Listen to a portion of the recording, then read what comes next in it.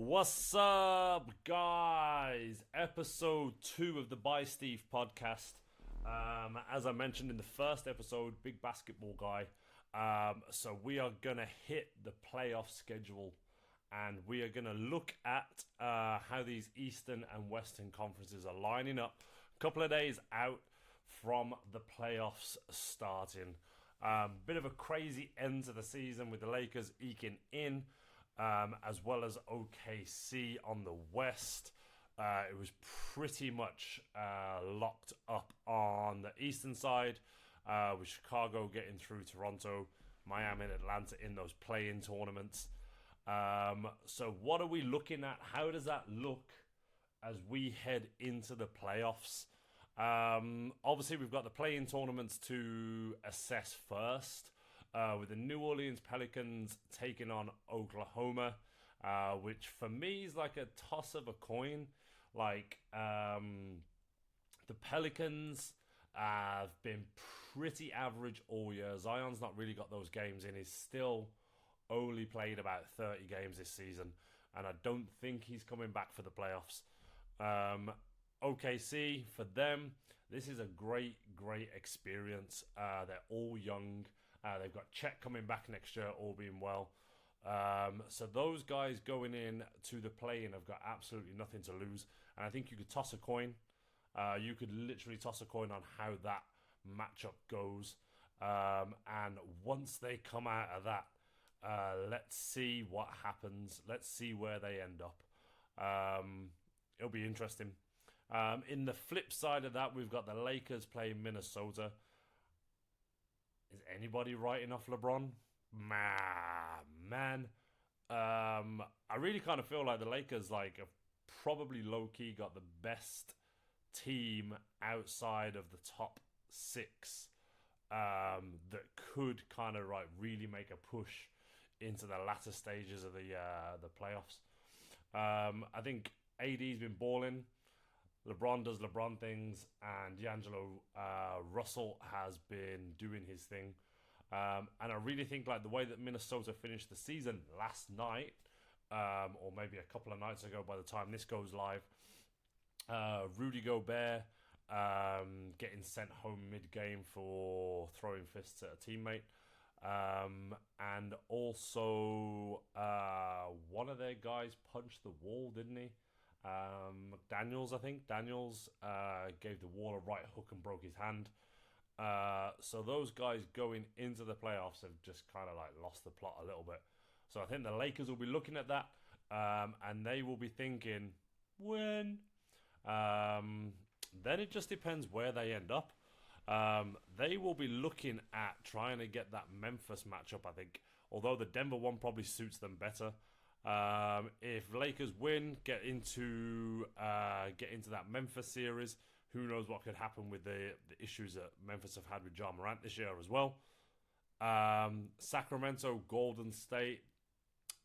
I kind of feel like Golden State's experience is going to prevail here. Sacramento are not going to be able to keep that pace up that they've been running for the whole season. And everybody knows that playoffs are a time where you have to get shit done, slow it down, and execute. And I still really feel like, as much as Sacramento deserve to be in the playoffs, their youth and, I don't want to say ignorance, but may kick them in the ass if they try and kind of run Golden State off the court.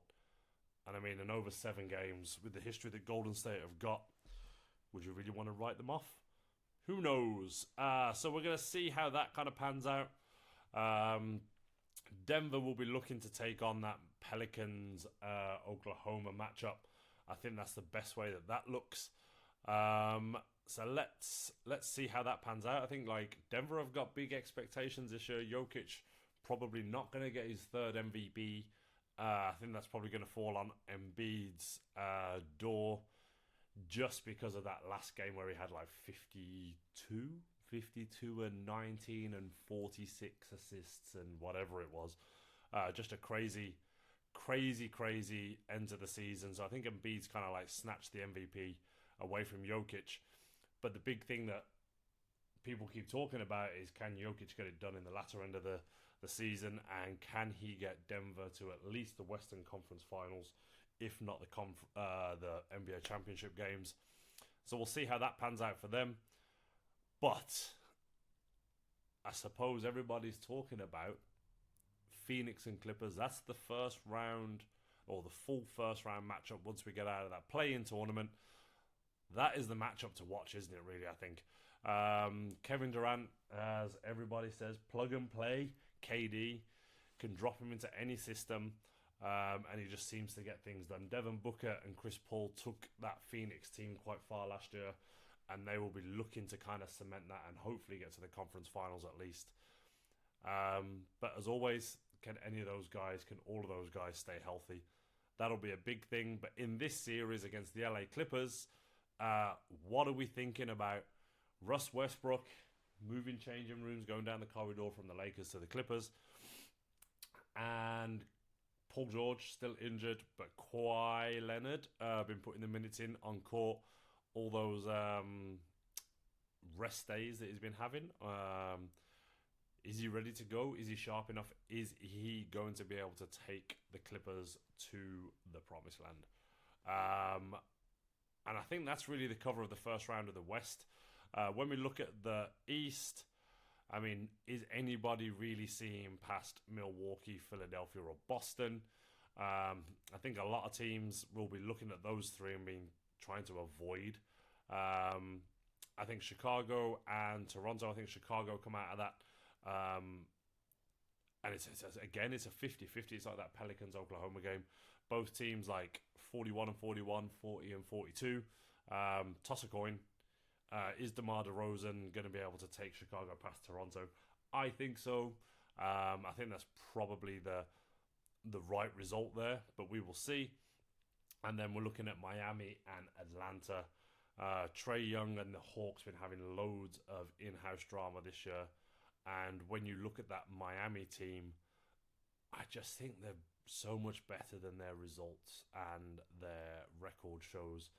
Jimmy Butler rumoured to be on his way out if they don't get through the play-in. So we'll see how that pans out. And then we're looking at Cleveland and New York, two very new teams. Brunson of the Knicks has been carrying them for quite a lot of games with Julius Randle.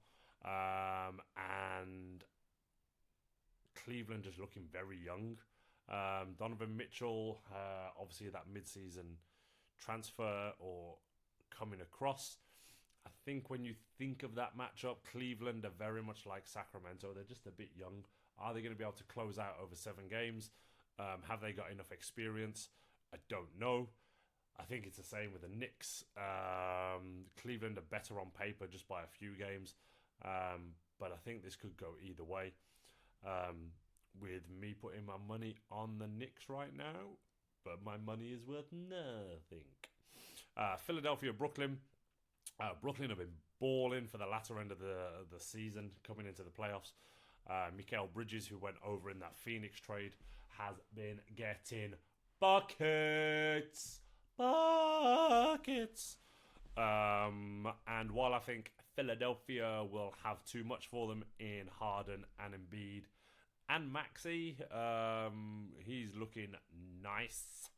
I think Brooklyn might just give them a little bit of a run for money. Obviously, Harden has a tendency to disappear in the playoffs, and Embiid, has he done enough in the playoffs historically? Probably not. So we'll see how that goes, but a lot of that comes down to health as well.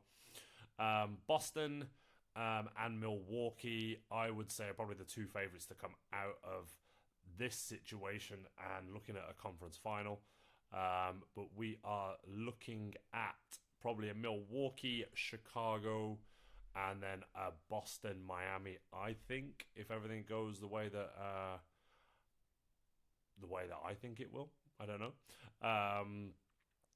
Boston been up and down all season. They've got the second best record in the East. Jason Tatum doing his thing, but he's had that shooting slump that's been kind of like holding him back a little bit. Jaylen Brown kind of, for me, has just deferred a little bit too much this year while he's still elite. I think they still really struggle with having both of those guys on the same team. I think they're a little bit too similar. But my knowledge is tiny in relation to the NBA analysts. Um, Whoever comes out of that Miami Atlanta plays Boston. I think Boston come through that. And then it's a Boston Philadelphia potentially semi-final. Milwaukee look like they could pretty much walk backwards into the conference finals. And I kind of feel like whether it's Philly or Boston who have that kind of tough run through, you could have a couple of 7 game series. Then you get to Mark Giannis, Chris Middleton, and the crew, who could be a lot fresher. That's my initial thought process on the playoffs pending.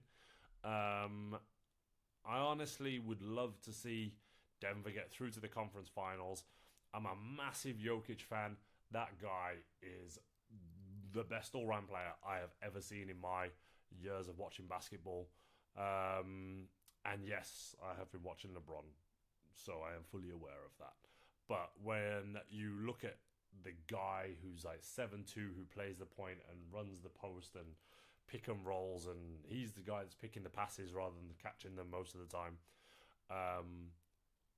Yeah, Jokic is the one for me of this generation.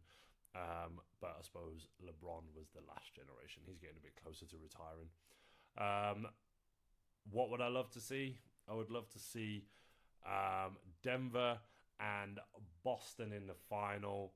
I think that would be sick, yo. Or maybe even Denver and Philly. And then Embiid and Jokic have to go head to head, and then they can do rock, paper, scissors for the MVP. The landscape of this is going to change massively over the weeks and months and years. Or maybe just the next couple of months. So let's check in with this in a couple of weeks and just see where these results are going and how this is progressing. That's my little NBA playoff dipping the toe in. And I look forward to speaking to you all again soon. Peace out, guys.